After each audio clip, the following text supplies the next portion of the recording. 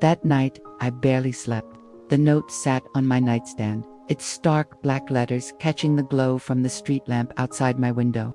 Every time I closed my eyes, I saw those words again. Don't come to the wedding. By morning, my coffee tasted like metal. My breath clouded in the cold kitchen air as I stared at the calendar. 2 days until the rehearsal dinner, 3 until the ceremony, and then, as if summoned by the thought, the phone rang. It was Maddie. Her voice was warm, bright, almost too bright. "Grandma, I was just about to text you. We re-finalizing the seating tonight. You and Aunt Clara will be at the head family table." "Okay," I hesitated. "Maddie, has anyone said anything about me not coming?" A pause, then a laugh, soft and confused. "What? No. Why would you ask that?" The relief was so sudden I almost missed it. The slight tremor beneath her cheerfulness. It was quick, like a flicker of shadow on water, but it was there. I didn't tell her about the note, not yet. Something in me whispered that if I mentioned it now, over the phone, it would vanish into polite denial. And I needed the truth, not reassurances. After we hung up, I sat with my cooling coffee, replaying her tone in my mind. She was telling the truth, but she was also hiding something. By afternoon, I decided to walk to the venue. It was only a mile from my house, an old converted barn with string lights draped along its peaked roof. The snow was falling again, finer now, like sifted sugar. When I reached the gravel drive, the barn loomed warm and golden against the gray sky. Through the glass doors, I saw 2 people inside, Daniel and his mother. They were standing close, her hand on his arm, their heads bent over a clipboard. The moment Daniel noticed me, his smile froze. His mother didn't look up. I waved. He raised a hand half-heartedly, then said something I couldn't hear. His mother turned her back, toward me. I didn't go inside. I watched them for another few seconds, then turned and walked home. But the image stayed with me. Daniel's hesitation, his mother's deliberate avoidance. By the time I reached my porch, my fingers ached from the cold. And sitting there, tucked just beneath the welcome mat, was another envelope. This one had no words on the front at all. Inside was a single photograph. Maddie, smiling in her engagement dress, Daniel's arm around her. Someone had slashed a black marker across my face in the picture, right through my eyes. Beneath it, scrawled in the same blocky handwriting as before, "Stay away." My knees went weak. I had to sit down right there on the porch steps, the cold biting through my coat. Whoever this was, they weren't joking, and they were getting bolder. I thought about calling the police, but what would I tell them? That someone didn't want me at a wedding, that they'd vandalized the picture. It felt too thin, too petty, to be taken seriously. Yet the unease in my gut was anything but petty. That evening, I decided to test something. I called Maddie again, casually mentioning that I'd stopped by the venue. Her reaction was immediate, too immediate. "Oh, you saw Daniel. Was his mom there?" "Yes," I said, keeping my voice even. She didn't say hello. Silence. Then a light laugh. "Oh, she's probably just stressed. You know how she gets about details." I did know. I also knew that women like her didn't go out of their way to snub people without reason. After we hung up, I sat in the dim living room, the photo and note spread out before me. I traced the thick black line across my face. This wasn't about me being forgotten.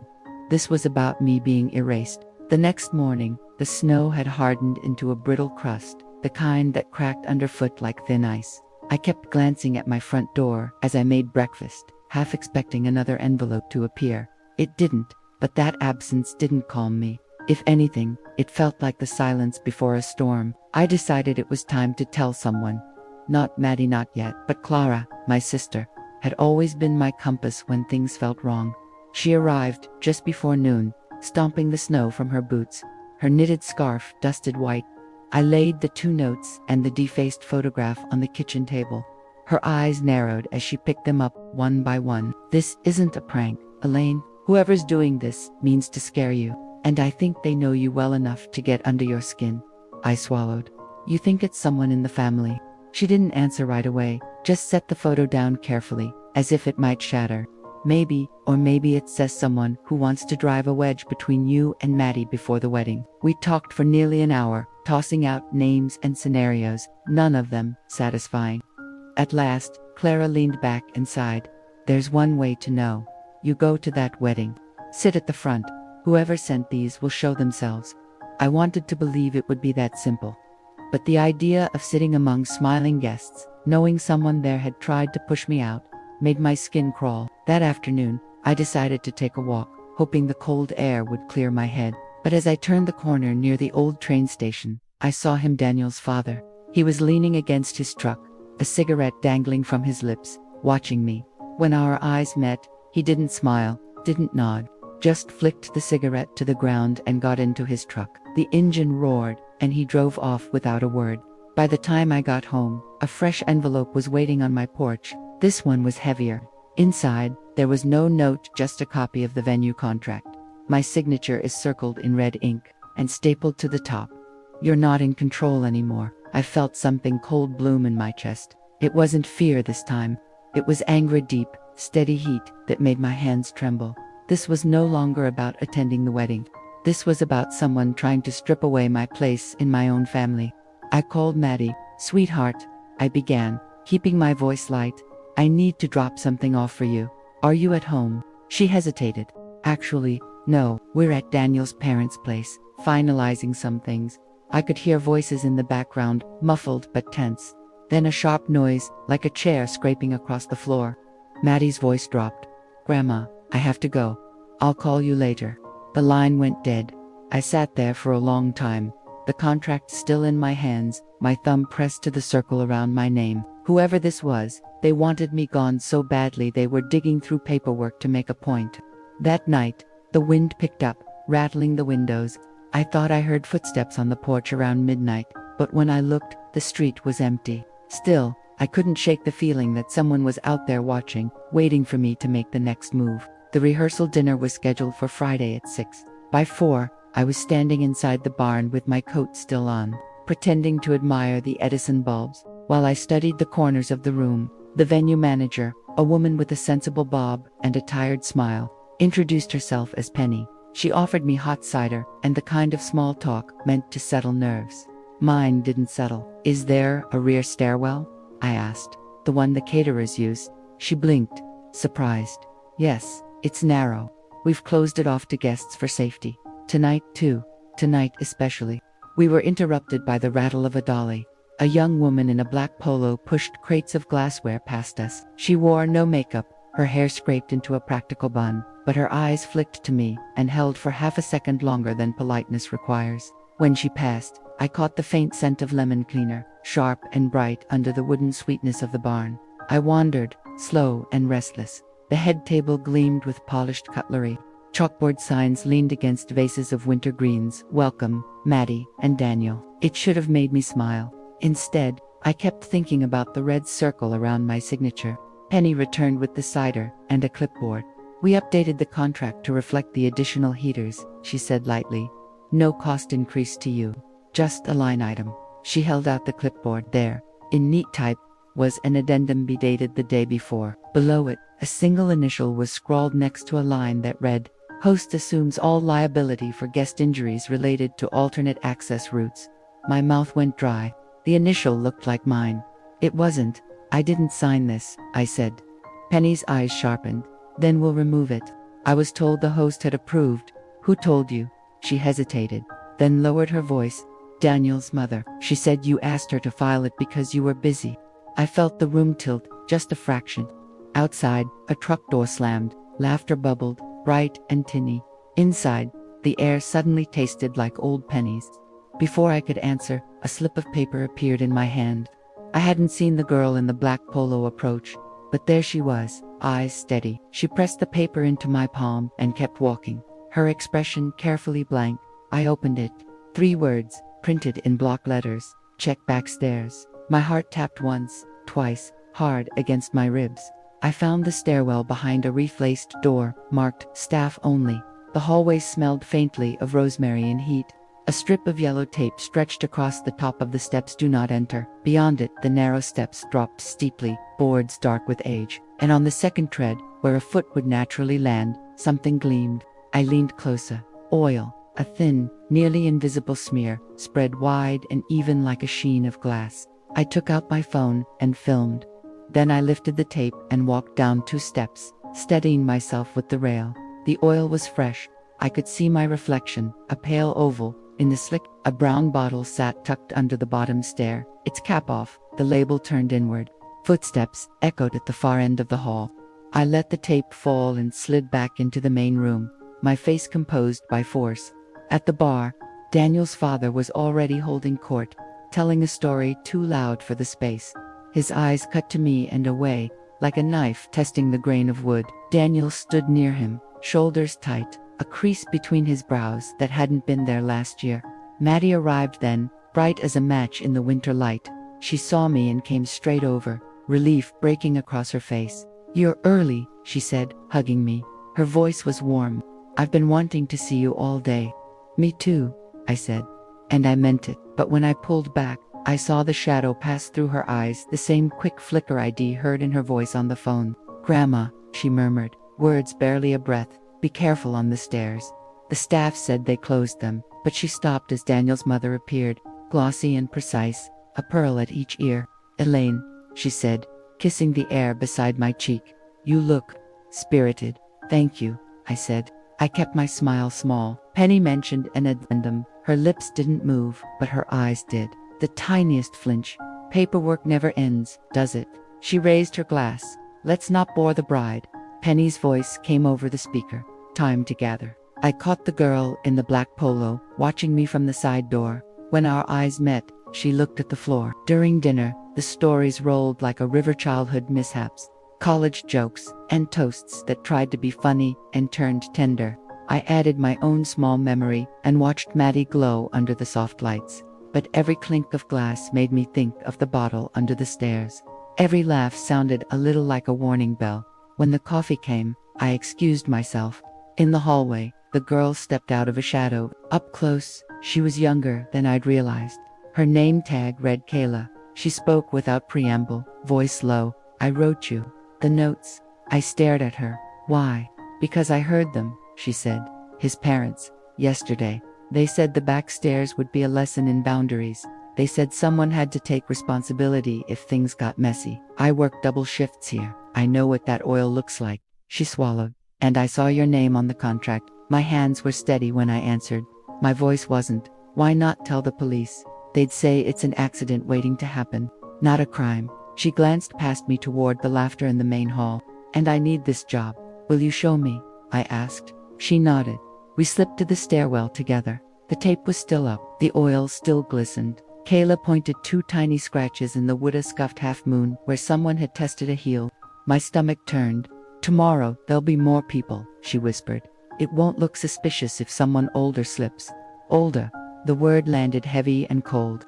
I lifted my phone and filmed again, framing the bottle, the sheen, and the tape. Then, I straightened, breath slow. "Thank you, Kayla." Her eyes were fierce and young. "Don't let them make you small," she said. "You don't deserve that." When I walked back into the light, the music had started. Maddie and Daniel danced, faces close, a private world in a public room. I watched them sway and thought of the stairs behind the wreath-laced door, the addendum with the false initial, and the red circle around my name. I wasn't going to be erased. Not tomorrow. Not ever. I didn't sleep the night before the wedding. I lay awake, listening to the heat kick on and off, to the faint sigh of the trees outside, and to my own pulse tapping against the pillow. At 3, I got up, made tea, and spread the papers across my kitchen table. The original contract, the forged addendum, the photographs of the stairwell, the 2 notes, and the defaced picture. I laid them out like a map. Somewhere in that map was a path through. At 5, Clara called. "You up?" "I'm up. I've been thinking," she said. "Bring copies. Give 1 set to Penny. Give 1 to Maddie. If anything goes wrong, you'll have proof. And if nothing goes wrong, then you celebrate your granddaughter." Her voice softened. "And you dance." I made 2 neat packets, clipped and labeled. By 8, the sky was a pale watercolor wash. I put on my navy dress, pinned my hair, and fastened the small locket Maddie gave me on her 12th birthday. I touched the tiny hinge and felt steadier. At 9, I walked to the barn. The air held that bright winter smell of cold metal and pine. Trucks idled out back. Somewhere, a radio murmured. I found Penny near the front doors, conferring with a florist about a drooping garland. "Can we talk?" I asked. She saw my face and nodded, leading me to her small office behind the coat check. I handed her the packet. She read quickly, then looked up. "We'll lock the box as soon as I confirm it's safe," she said. "No one goes down that way, and I'll ask security to watch the hallway until guests are seated." She tapped the addendum, "And this is void. It never should have been filed without you. Thank you." The words came out thinner than I meant. "Elaine," she said gently, "do you want me to have someone walk with you today?" "I want you to have someone watch them," I said. "Daniel's parents." Discreetly, her mouth tightened. "We can do discreet." She nodded once, brisk and certain, and I felt the room steady. I found Maddie in the bridal suite, a halo of soft light turning her simple dress into something otherworldly. The sight of her hit me hard. A first memory of holding her flashed in. She turned, saw me, and the careful poise she'd been holding melted. "You look beautiful," I said, and she laughed and cried at the same time. I gave her the second packet. "Insurance," I told her. "You don't have to read it now." She set it aside and took both my hands. "I'm sorry," she whispered. "I wanted this to be simple. I didn't know how to keep everyone from—" She stopped, swallowing. "Grandma, I saw the addendum yesterday. I thought it was handled. I should have called you." "You did nothing wrong," I said. "Today is yours." A soft knock on the door. "Daniel." He looked pale, older than the boy who proposed at the lake. When he saw me, he flinched, then squared his shoulders. "Can we talk?" he asked. Maddie glanced at me. I nodded and stepped into the hallway with him. "I didn't know about the stairs," he said, words tumbling. "I swear I didn't. I asked my parents about a heater invoice, and my mother said she'd taken care of all the messy parts. I thought she meant the rental company." "You can ask one question now," I said. "Do you want to start your marriage with secrets in your pockets?" He met my eyes. For a moment, the barn fell quiet. "No," he said quietly, "I don't." "Then, open your hands." I gave him the addendum copy. "And hold, what's yours?" He read. His face changed, sadness first, then anger, then something harder to name. "I'll fix it," he said. "I'll talk to them." "Let me be clear," I said softly. "I'm here to celebrate, not to fight.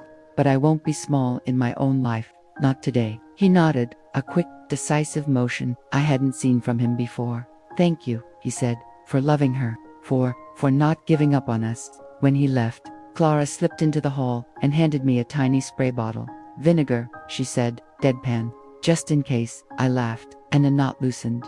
At 10:30, guests began to arrive, their breath puffing into the cold like speech bubbles, the barn filled with coats, greetings, and the soft click of hugs. I took my seat in the front row and folded my hands in my lap.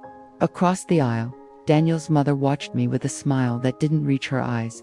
Daniel's father adjusted his cufflinks and turned away. Kayla moved along the side wall, setting last-minute place cards. When she passed me, she didn't look up, but she slowed for the smallest fraction of a second. It felt like a hand on my shoulder. Music floated up, the soft beginning of a favorite song. People stood, the doors opened, and just before they did, somewhere deep in the building, a latch clicked into place. The ceremony began bright at the edges. The processional wound down the aisle, soft shoes on old floorboards, the air sweet with pine. Maddie took her place. The officiant began. A scrape, a muttered curse, the slide of a bolt, then the guard slipped into the hall. I should have been listening to vows. Instead, I saw Kayla at the perimeter, pale and steady. I rose, Clara rose with me. We slipped down the side aisle like two pieces of quiet news. The tape across the stairwell dangled. Torn, the brown bottle lay on its side. Empty now. A clear puddle spread across the second and third treads. At the top of the stairs stood Daniel's father, his shoes planted wide, his jaw tight. His wife stood close, her smile brittle. Penny's guard kept his distance. "The stairs are closed," he said evenly. "Back to the main room, please." "We were making room for the caterers," Daniel's mother replied. "This tape makes the space look sloppy. We'll wipe it." She lifted her heel as if to demonstrate, then set it back down. I stepped forward. "No one touches that," I said, holding up my phone. Daniel's father's eyes flicked to the screen and back. "Accidents happen," he said. "Big events are complicated. People trip, not if you choose the route for them," Clara said, and her voice had the edge of an old bell. The guard radioed. Penny appeared. She took in the cyan tape bottle. She and Facey's end. Something in her expression turned to stone. "This hallway is closed," she said. "And this," she nodded at the oil, "is evidence." Daniel arrived, breathless. His gaze swept from the stairs to his parents. "What did you do?" he asked, and the question was simple, deep, and devastating. He looked at me. "Is this what you tried to show me?" "Yes," I said. "And there's more." I held out my packet. A forged addendum. "My initial copy is under a clause about alternate access routes." He read 2 pages and looked at his parents. "Why?" he asked, barely above a whisper. "We needed boundaries," his mother said. "Every time she inserts herself, things get messy. You deserve a day without interference." "A fall would have made things messier," Penny said flatly. Daniel's father bristled. "No one was going to fall." Kayla spoke. "There's oil on the treads," she said. "I saw you place it yesterday and this morning." Her hands didn't shake. "I cleaned a ridge with a cloth. It's S on camera in dry storage. If anyone asks why there's a missing line." Silence pooled. In the main room, a child laughed. Daniel placed the papers back into my hands, turned to his parents, and said, "Go home." "Daniel, go," he repeated. "We'll talk another day. Not this one." Penny gestured. The guard stayed. Daniel's parents looked at each other, then at me, and walked away. Kayla exhaled. Clara squeezed her shoulder in thanks. Penny rolled fresh tape across the doorway and hung a sign no one could miss. The guard set a folded chair in front of the first step. Back in the main room, the officiant paused. Guests hushed. "It's handled," Daniel told Maddie. The ceremony resumed. Vows were spoken. When the blessing came, applause rose like birds. I felt the warmth of it on my skin. At the reception, people came to our table. I danced with Clara, with Maddie, and later with Daniel. It felt like the world shifting back into place. Later, when the music softened, Maddie and I stepped outside. Snow held the light. "I'm so sorry," she said. "I kept hoping a hard smile would melt the meanness." "You don't have to make yourself smaller to make a day fit," I said. "Not now, not ever." She leaned her head on my shoulder. "Will you tell the story one day?" she asked. "All of it?" "Yes," I said. "But I'll tell it the way it happened." A lot of people moved a little toward the light. Inside, Kayla spun with a tray held high. I thought of the notes, their warning disguised as rejection, and how protection sometimes wears the plainest clothes. When we went back in, Penny caught my eye and pressed a hand to her heart. The band eased into Maddie's childhood favorite. They swayed slowly, steady as winter light. I looked at my granddaughter and saw her future rise like the winter sun. I looked at the closed door to the back stairs and felt no pull at all.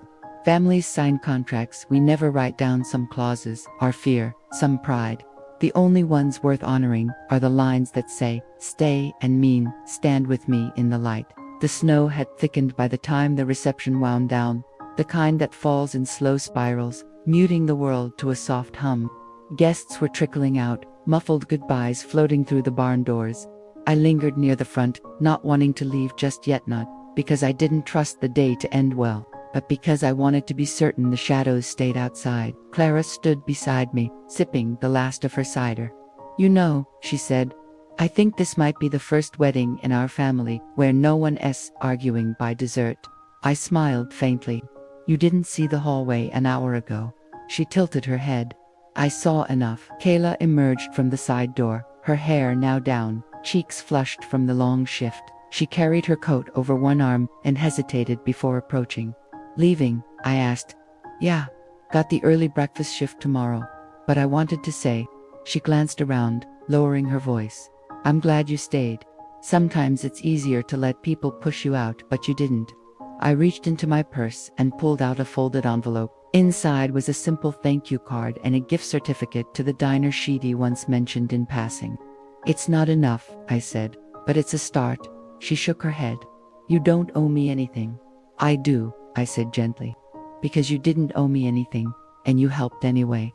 She hugged me quickly, then slipped into the snow, her dark coat dissolving into the night. Daniel approached next, his tie loosened, eyes tired but clearer than I'd seen them in months. "We'll talk to them," he said. "Not tonight, but soon. I won't let this hang over us." I searched his face. "Make sure Maddie doesn't carry it alone." "I won't," he promised. Behind him, Maddie appeared, her dress hem dusted with faint traces of glitter from the dance floor. "Grandma," she said, sliding her arm through mine, "come see the barn lights before we leave." We stepped out onto the side porch, where the strings of Edison bulbs glowed against the falling snow. The light softened everything, the tire tracks, the ice-crusted fields, even the barn itself, which seemed to breathe in the cold. "You know," Maddie began, "when I was little, I used to think weddings were supposed to be perfect, but I think maybe they're supposed to be real." I looked at her, my chest tight with a mixture of pride and relief. "Perfect isn't worth much if it can't stand up in a storm." She leaned her head against mine. "Then we did all right." Inside, the band played a final song, one Maddie's grandfather used to hum while fixing the old fence on summer evenings. I thought about all the people who had stood in that barn today, each of them carrying their own mix of pride, fear, and hope. And I thought about how easily a single cruel act could have rewritten the day's story, but it hadn't, because enough people, even strangers, had chosen not to let it. When it was finally time to go, I walked out into the snow, the air sharp and clean. Daniel and Maddie waved from their car, headlights cutting across the white field. Clara's arm hooked through mine, steady and sure. We passed the barn one last time. Through the side window, I could just see the wreath-laced door to the back stairs. The tape still held, the warning sign bright. For the first time since the note appeared on my porch, I felt no need to look over my shoulder. Later, at home, I laid the 2 envelopes, the photograph, the forged addendum, and the contract copies into a box. I labeled it in black marker. The day we stayed, because that's what it was. Not the day someone tried to erase me. The day I refused to step aside. The day my granddaughter married, under lights that stayed warm until the very last dance, while the snow kept falling, quiet and clean. And the day I learned that some battles are worth standing in, not to win, but simply to remain.